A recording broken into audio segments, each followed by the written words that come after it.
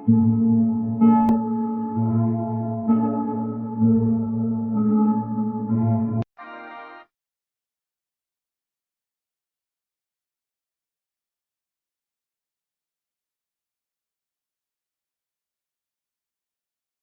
Guys, അപ്പോൾ ഇന്നത്തെ നമ്മുടെ വീഡിയോ ഒരു ഹോൾഡർ ഉണ്ടാക്കലാണ്. ഹോൾഡർ എന്ന് പറയുമ്പോൾ മിനി ഐറ്റംസ് വെക്കാൻ പറ്റിയ ഹോൾഡറാണ്. അത് നമ്മൾ ചെയ്യുന്നത് കാർഡ്ബോർഡ് വെച്ചിട്ടാണ്. അപ്പോൾ അതിനായി ഇതുപോലെ ഒരു 6 പീസ് കാർഡ്ബോർഡ് എടുക്കുക, ഇതുപോലെ കട്ട് ചെയ്യുക.